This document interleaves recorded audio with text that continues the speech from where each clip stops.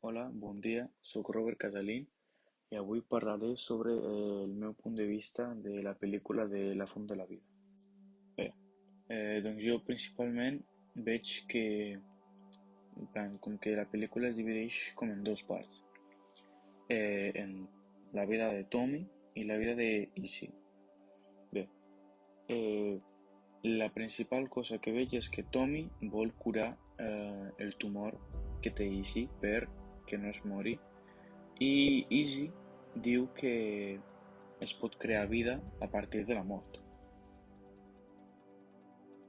Ara bé, dins d'aquests dos, els he pogut separar en tres parts cadascun. La part religiosa, la part científica i la part mitològica. Per la part religiosa, a Tommy el podem veure com el conquistador, que no vol perdre Espanya i té la voluntat per sacrificar-se per no perdre Espanya. I relacionat amb el concepte d'allò sagrat, hi ha com una daga de l'esperança que diu que és l'esperança de que Espanya no caigui. Per altra banda, seguint el context religiós, podem veure a Izzy com a reina d'Espanya, la qual finalment perd Espanya, o sigui que mor, però sorgeix un nou imperi, donant pas a la idea d'Izzy, que és la de crear vida a partir de la mort. Dins de l'apartat científic podem veure a Tommy com a un metge que no vol que Izzy mori, i també cal recalcar que el científic i el mitològic es relacionen perquè ningú dels dos vol morir. Bé, en l'apartat científic podem veure com és emprat el mètode científic, ja que es fan proves en Donovan, que és un mico amb un tumor, per saber si funciona un producte. I el producte que és emprat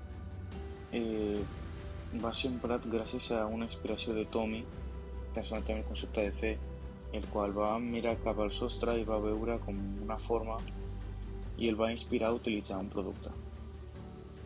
Per altra banda, dins la part científica una altra vegada podem veure a Izzy com la esposa de Tommy, la qual finalment mor del tumor, però abans pensava que la mort donava pas a la vida. I podem veure això quan al final quan enterren a Izzy, que Tommy posa com una planta en la seva tomba perquè creixi un arbre.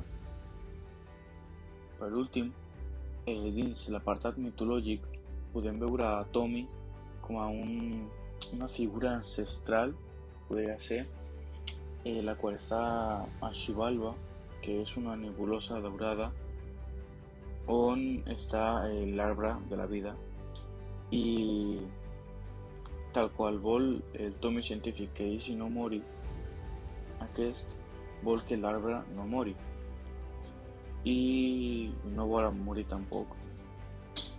Relacionat amb el concepte d'allò sagrat és l'escorça de les arbres, ja que, com podem veure a la pel·lícula, hi ha vegades que parla amb l'arbre, l'escorça com es lleva i toca les seves mans i se la menja.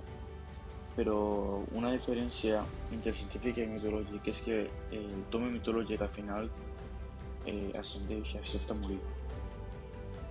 La part mitològica de Izzy la podem veure representada com a l'arbre de la vida que està a Xibalba, la qual al final mor i explota, i a partir d'aquesta explosió es crea una supernova.